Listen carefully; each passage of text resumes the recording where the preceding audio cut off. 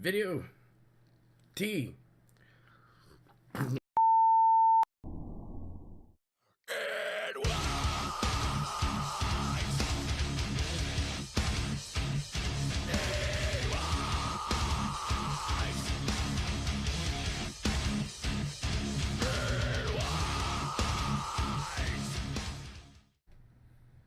Hello my friends, Boomy here once again with a video for you, my SWTOR brothers and sisters. And that's right, we're back again to titillate thy senses with my amazing beard. That's correct. But today we're going to take a look at the nerfing that they did with the Traitor amongst the Chiss and the Nerf bat they hit that sucker with. And we're going to talk about whether that was good or bad. And we're also going to talk about, is this really the best way to tell story from a single content point of view? So let's get into this. Let's talk about it. I know it's been some time. I wanted to take some time, let it mull over in my mind, let it just, be out there in the community, let people play it a couple times. And then I thought now would be a good time to talk about it. Now that, the new year's over and everything, and that everything's back to running operational, but that's stupid. Let's get back to it. Let's talk about it, shall we? So, Traitor among the Chiss is 5.6.1. They decided to nerf the crap out of this sucker because why? It took too damn long. I remember when I first did it, when 5.6 kicked in, you're like, yeah, man, I'm going to do this, go Theron Sean. 10 minutes later, where's Theron Sean? 20 minutes later, oh my god, I haven't even left the courtyard yet. 1 hour. Are we almost there? Are we? Oh look, another, a puzzle. That's nice. That's really an hour and a half. Okay. We hit a cutscene. That's a good promising thing. This thing took way too damn long. It felt more like a chapter from back in yonder day, when I got to see what Valkorion and Arkin were doing about each other and how you were dealing with that family mess. But is this the best way to tell a story? Well, before we get into that, let's talk about this nerf. Was it good? Hell yeah, it was good. They overshot that sucker. Just, what the hell? Listen, I honestly didn't mind it too much. It was such, it wasn't like, I didn't die. Actually, yes, I died once. But other than that, it really was more of a grind. It wasn't even a grind, it was a slog. You were just mulling in there like, oh my gosh, shoot me now. And as much as some people might argue and go, no, that's just because you're just a filthy casual and us elitist jerks are just like, yeah, this is what it should be. Being someone who once was an elitist jerk and used to be part of a major raid team back in World of Warcraft, and I did all that fun stuff before, real life happened. Let me tell you, this is not what it was supposed to be. It most definitely was not. It's one thing to have hard content and to be able to slug it through there, and you probably have an hour and a half to 2 hours of content to play through. It's one thing if it's difficult and you're progressing towards something, towards that goal. That's totally fine and dandy, and I'm on board with something like that, totally. But when it's just you're spending more time in a courtyard than you should, when you're grabbing AoE and aggro everywhere, no matter what you do, you spit the wrong way, you look the wrong way, you have 15 silverhead bosses coming at you, and then you find a big boss out there, and he doesn't kill you, it's more like someone who tickles you, and then it becomes so annoying, you just want to throw yourself off a cliff. That's what it kind of felt like. And then finally, the cutscene. Oh, the cutscene. That finally showed up, if you were awake for it.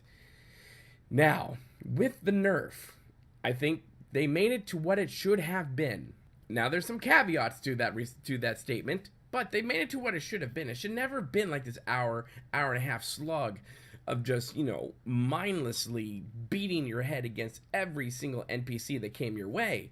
And even if you are totally geared off the butt, you still were finding yourself wading through trash after trash after trash. But the nerf happened, and so they took a lot of the trash away, and they dropped the health on these NPCs and the bosses way down, which was completely noticeable, and I was extremely thankful for that.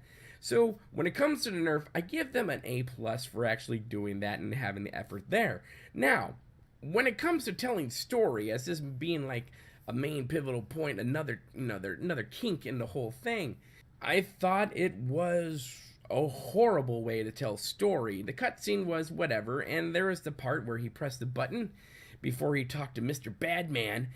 Hello, duh, we know Theron Shawn is not an actual traitor. He traced that thing right there, so you can, spoiler alert, it's been forever, but whatever, I don't care. He pressed that little button. If you didn't notice, you should go back and watch it. Try it on YouTube. I have a YouTube video about it. What's that? So we got to trace it, right? It's like, oh, how did we get this trace? Oh no, it totally ended like really early. It's so weird how this happened. No, it's not.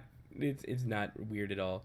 Someone who writes stories, I told him, oh, that's exactly what's happening. Okay, whatever.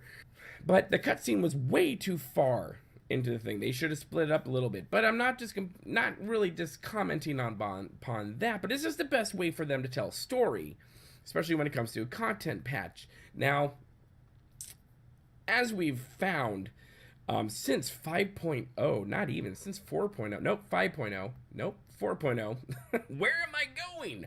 Since 4.0, sorry, you play a lot of MMOs, and you got the 5 points and the 7 points and all those point letters and numbers everywhere, your brain gets a bit confused, especially if you live in my head.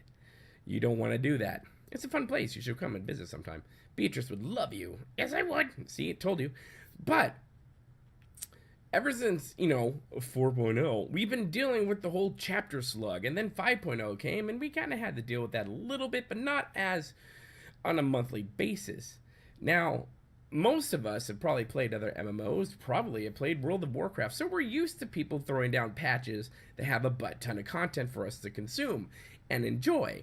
We are not, however, used to us getting a patch and then there being like an hour's worth of content and we're done.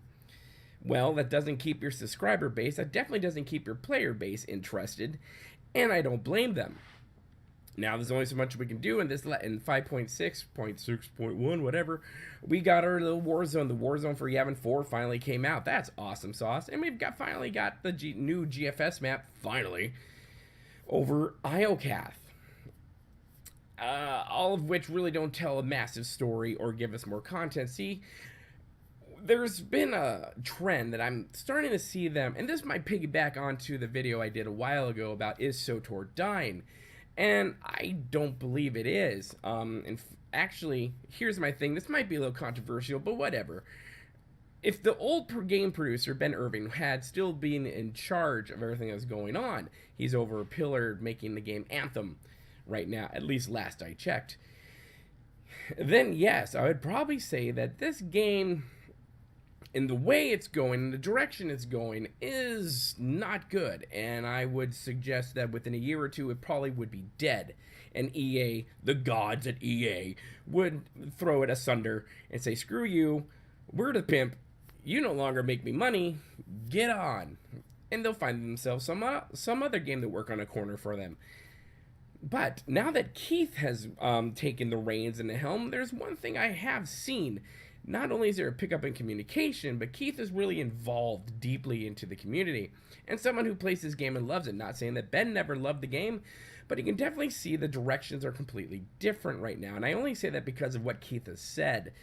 Through the live streams, if you're in the live streams, you gotta pay attention to the chat, because Keith gets in there a lot, and sometimes he lets things slip. Or when it comes to the roadmaps, Keith is very informative there, and we know Keith has a lot of plans for the future, and is very extremely hopeful for the future, for which I am too.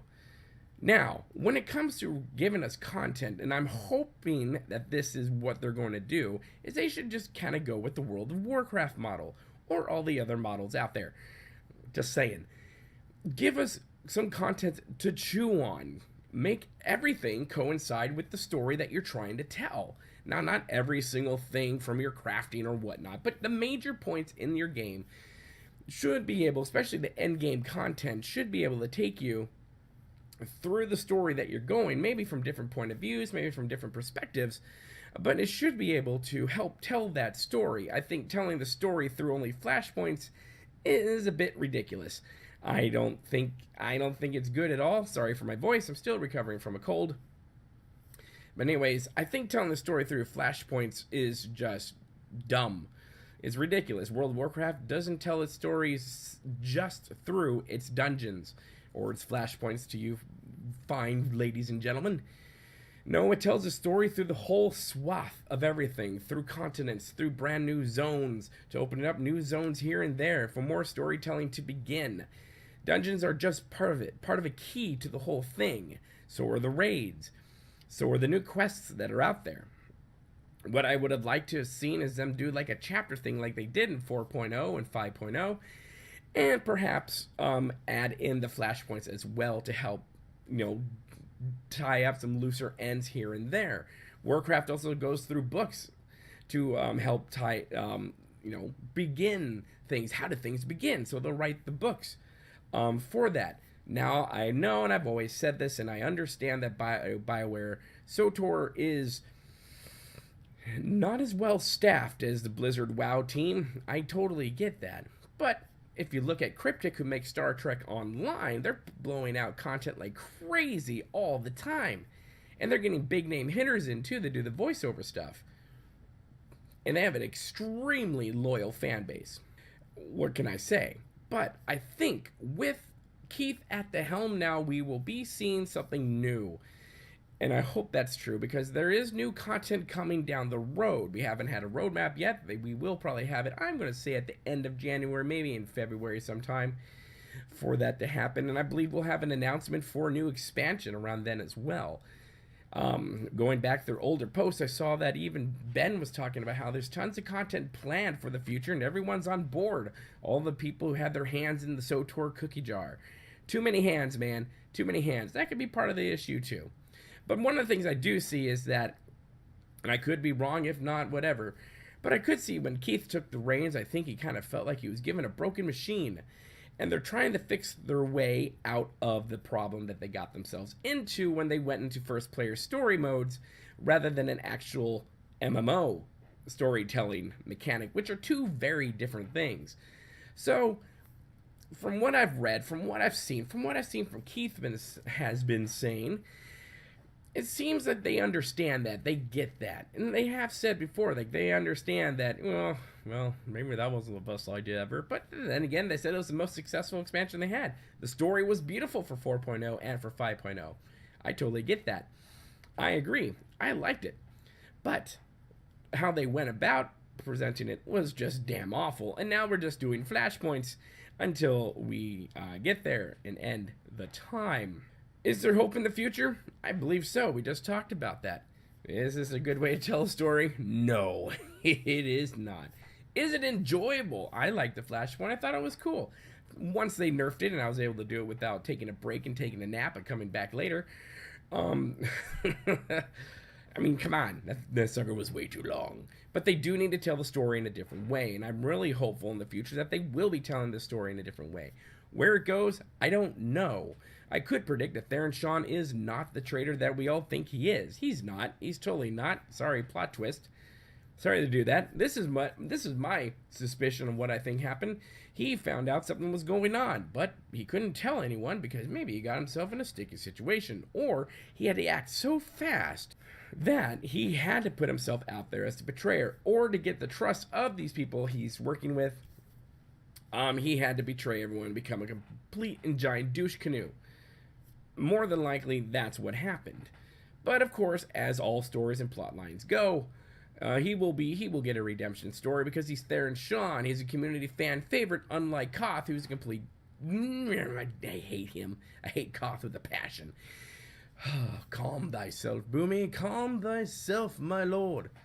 Anyways, those are my simple thoughts in here with the nerf reaction to Traitors Amongst the Chiss, and with 5.6.1, and with all the storytelling that they're doing right there. So one could argue this is a part 2 to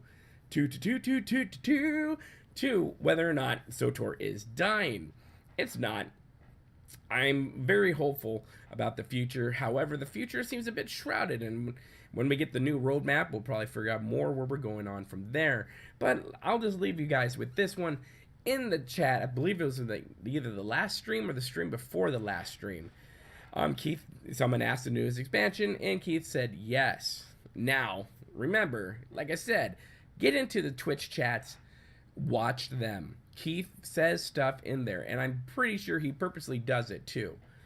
Keith is like that. He's got a sense of humor. He likes to put a little bit out there on the hook for us to bite at, and us to go like, oh my gosh, let's make videos about this whole thing. Good on you, Keith. Good on you.